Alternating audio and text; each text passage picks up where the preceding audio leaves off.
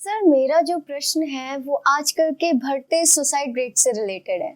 आजकल बच्चे बाहर जाते हैं पढ़ाई करने, कोटा पढ़ते हैं, प्रिपरेशन करते हैं एग्जाम्स की, और उनको क्या इतना स्ट्रेस हो जाता है, सुसाइड कर रहे हैं, इतने केसेस आ रहे हैं, बच्चे सुसाइड कर रहे हैं, मर रहे हैं।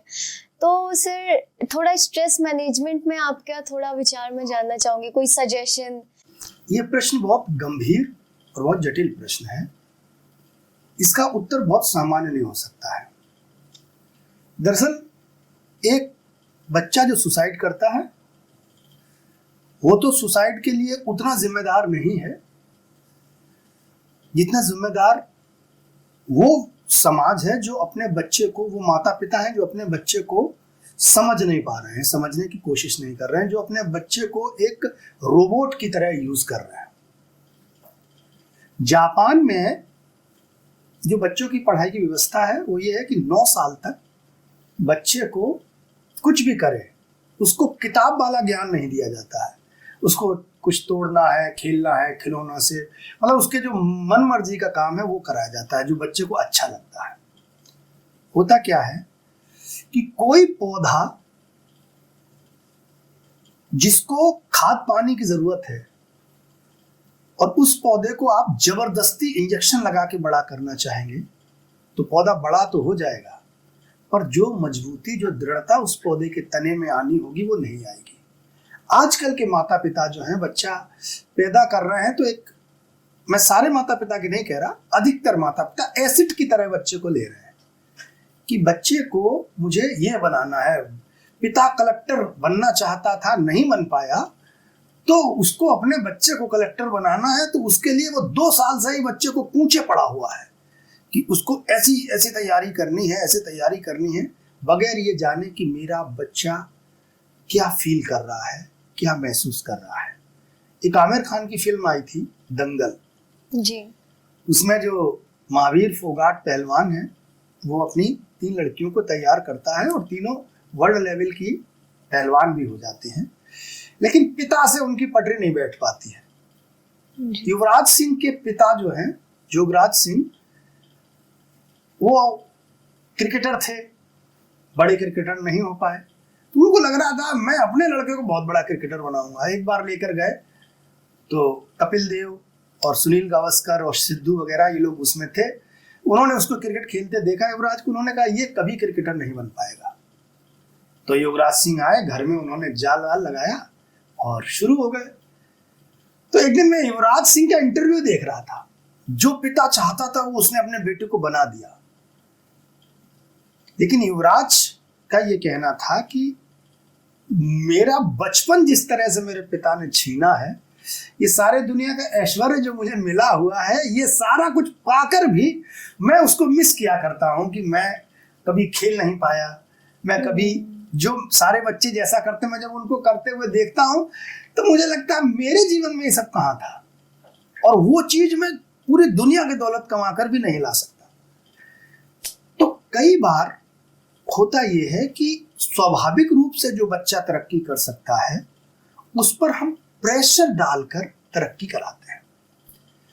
अगर बच्चा मेरा IITian बनना चाहता है तो अभी एक रिसेंटली उदाहरण जो आया ना, अभय सिंह IIT बाबा, जी, वो IIT करके, मेरी एक बहुत अच्छी मित्र हैं, उनको भी सपना था कि उनका बेटा IIT करे, और उस बच्चे ने IIT किया, अखबार में रिजल्ट आया, रिजल्ट देख के आया और घर आके फांसी लगा ली।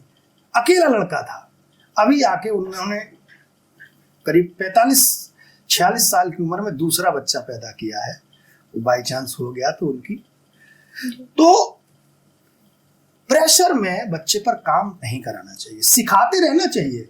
लर्निंग प्रोसेस और जबरदस्ती वाला प्रेशर दोनों अलग चीजें हैं। स्किल डेवलप करना बच्चे के अंदर अच्छी बात है, लेकिन जो बच्चा नहीं होना चाहता है, आप अभय सिंह को अगर देखेंगे तो हमेशा यही कहता, वो घर क्या है, कसाई खाना है, वो घर क्या है, कसाई खाना है। तो कुछ बच्चे ऐसे होते हैं जो वो प्रेशर हैंडल नहीं कर पाते हैं। ज्यादातर बच्चे करते हैं, नहीं हो पाते हैं तो घर आ जाते हैं। कुछ बच्चे नहीं कर पाते हैं तो सुसाइड कर लेते हैं। तो माता पिता को चाहिए, देखिए जिस इंस्टीट्यूट में बच्चे को भेजा गया है उसको टीआरपी चाहिए, वो तो पूरी ताकत लगा देगा, आपके बच्चे के बारे में झूठ बोलेगा। बिल्कुल बच्चा मरा पड़ा होगा तब भी कहेगा नहीं नहीं वो पढ़ रहा है। जब उसको ये लग जाएगा कि बिल्कुल कि अब ये सचमुच में मर जाएगा तो भले ही बता दे। तो इंस्टीट्यूशन को तो टीआरपी और पैसा दोनों चीजें चाहिए, तो वो तो कभी बताएगा नहीं। लेकिन माता पिता की ये ड्यूटी है कि अपने बच्चे के पास बैठें, उससे पूछें कि बेटा तुम जो कर रहे हो कहीं ऐसा तो नहीं है कि तुम बहुत ज्यादा दबाव महसूस कर रहे हो। और अगर बच्चे की आंखों में, हो सकता है बच्चा ना भी बताए, पर माता पिता के पास ये समझ होनी चाहिए कि अपने बच्चे की आंखों को पढ़ सकें कि मेरा बच्चा किस प्रेशर में है। और अगर बच्चा लगता है कि ये प्रेशर में है तो ये कहो कि बेटा डीएम कलेक्टर तो दुनिया में हजारों हैं, तू तो मेरा एक ही बच्चा है, मेरे लिए तू महत्वपूर्ण है, पद महत्वपूर्ण नहीं है। अगर तू कष्ट में है तो चल, तुझे जो अच्छा लगता है वो कर। तो बच्चे को उससे मोटिवेशन मिलेगा। किसी भी चीज का लगातार वजन अगर रखा भी, कंधे पर किसी के 1 कुंटल का वजन रख दिया जाए तो थोड़ी देर तो रखे रह सकता है, लेकिन लगातार रखे रह जाए तो आदमी टूट जाएगा, परेशान हो जाएगा। तो ये दोनों की जिम्मेदारी बनती है। बच्चे को ये चाहिए, हर बच्चा हर तरह से नहीं हो सकता।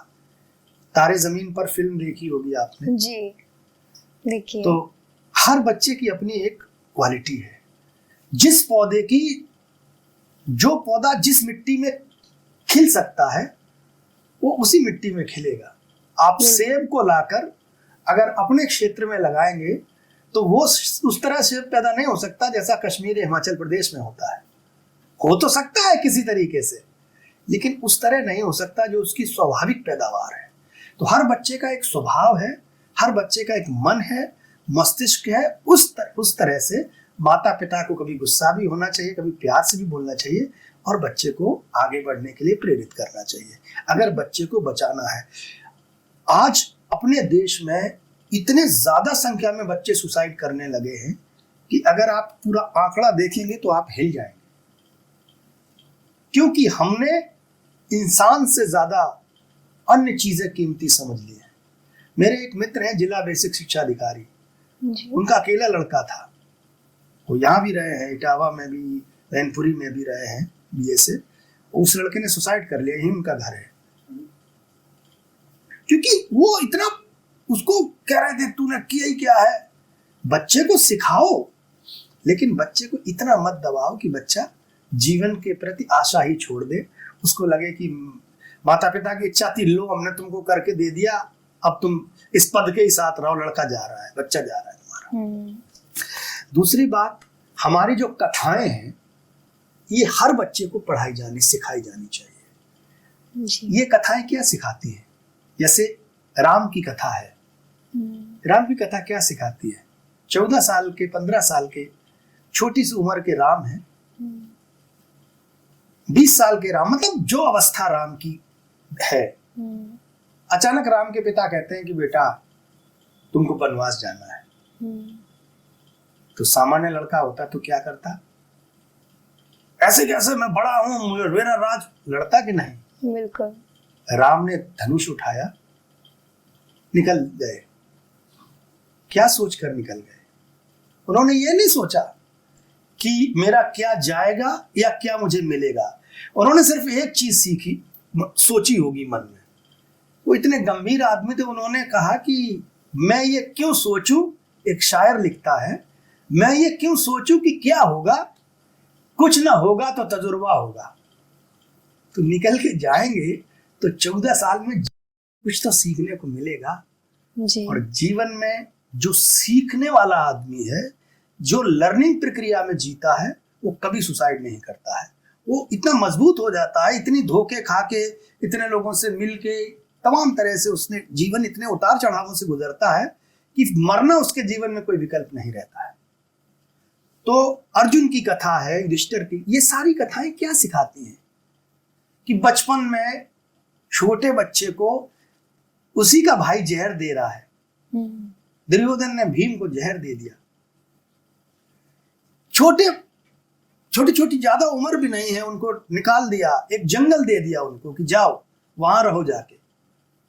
वहां पर लड़कर उन्होंने एक राजधानी बना ली और इतनी सुंदर बना ली ये सारी प्रक्रिया आसान नहीं है। आप कभी महाभारत की जो 12 वर्ष का जो वनवास और अज्ञातवास मिला था, कभी आप उसको पढ़ेंगे तो आपको समझ में आएगा कि एक समय युधिष्ठिर राजसूय यज्ञ कर रहा है जिसमें पूरे दुनिया के राजा सर झुकाकर बैठे हुए हैं। वो इतना बड़ा सम्राट है युधिष्ठिर। और कुछ दिन के बाद वही युधिष्ठिर नंगे पैर चप्पल पहने, वही द्रौपदी जो इंद्रप्रस्थ की महारानी है, संसार के सारे राजा उसके दरवाजे पर उपहार लेकर आए हैं, और वही द्रौपदी एक पुरानी साड़ी में, एक साड़ी में कच्ची सड़क पर जा रही है। और कितने सालों के लिए? 13 सालों के लिए। राजा राजमहल में रहने वाले लोग 13 साल के लिए जंगल में रहेंगे। सामान्य आदमी, आज का आदमी होगा तो क्या करेगा? और मेरे पास तो इतना सोना वैभव सब चला गया, मैं नहीं जीऊंगा। पर वहां से निकलने के बाद सारे भाई अपने अपने काम में लगे। अर्जुन अलग तपस्या करने निकल गया, भीम अलग तरह से युद्ध की तैयारी करने लगे, नकुल ने उन 12 वर्षों में अलग ज्ञान अर्जित कर लिया, युधिष्ठिर ने, द्रौपदी ने, सबने उन 12 वर्षों को एक अवसर माना। उन 12 वर्षों में उन्होंने जीवन को सीखा, कैसी कैसी घटनाएं उनके जीवन में हुई, लेकिन हार नहीं मानी। और 12 साल बाद जो अर्जुन आया निकल के, वो अर्जुन था जिसको इतना अपने ऊपर विश्वास था कि दुनिया की पूरी भीड़ एक तरफ आ जाए युद्ध करने के लिए, अर्जुन अकेला काफी है। वो अर्जुन जो पूरे हस्तिनापुर की सेना को अकेला विराट युद्ध में हरा के भेज देता है, जिसमें कर्ण, द्रोणाचार्य, भीष्म सब थे। तो ये उस तपस्या का फल था। तो इनको पढ़ना चाहिए, इनसे ये सीखने को मिलता है कि जीवन में कितनी घटनाएं आती हैं। अरे यार, हम तो एक नौकरी के लिए आए थे, नौकरी नहीं मिलेगी, नौकरी थोड़ी जीवन है। इंसान अगर सीखेगा तो इंसान आगे बढ़ेगा। जी, और ये कथाएं हर बच्चे को जाननी चाहिए। ये कथाएं हमको मरने से बचाती हैं, ये कथाएं हमको ऊर्जा देती हैं। अभी भगवान श्री राम की, आप किसी की पत्नी को कोई आदमी उठा ले जाए, और वो तो राजा है अयोध्या का, तो क्या हो जाएगा आज के समाज में भी। और उस व्यक्ति ने भी पूरी स्ट्रेटजी से युद्ध किया। ये नहीं किया कि मर गया और ये कर दिया। अयोध्या तक की सेना को उसने नहीं बुलाया। उसने कहा, मैं जिस राज्य से निकल आया हूं उससे मदद नहीं मांगूंगा, उनके आनंद में क्यों दखल डालूं। उसने भालू, बंदर, जंगली आदिवासी, उनको इकट्ठा करके एक फौज तैयार की। तो ये कथाएं हमको लड़ने की प्रेरणा देती है, ये सिखाती हैं कि जीवन में कितना कितना बुरा हो सकता है, उसके बाद भी लोग उठकर आते हैं और फिर से युद्ध जीत जाते हैं। तो बच्चों को ये सब चीजें पढ़नी, थोड़ी सी मॉरल कहानियां जो है ना, ये सीखनी चाहिए। और इनसे क्या होता है, ये हमको जीवन के प्रति लड़ने के लिए तैयार करती हैं। हमको ये मानना चाहिए, हर किसी को गांठ बांध के रख लेना चाहिए कि जो आदमी मेहनती है उसके जीवन में उतार आएगा, लेकिन चढ़ाव भी आएगा। ऐसा कभी नहीं हो सकता है कि अगर वो राजा है तो हमेशा राजा बना रहेगा, या वो भिखारी है तो हमेशा भिखारी बना रहेगा। अगर वो मेहनत करने वाला है तो परिस्थितियां बदलती हैं। अगर अच्छे दिन नहीं रहते तो बुरे दिन भी नहीं रहते हैं। और अगर ये बात बच्चे के दिमाग में आएगी तो बच्चा कभी भी सुसाइड तो नहीं करेगा। मॉरली रूप से बच्चे को इस तरह तैयार करना चाहिए। आज यूरोप में, जर्मनी में बच्चे ही लोग पैदा नहीं करते।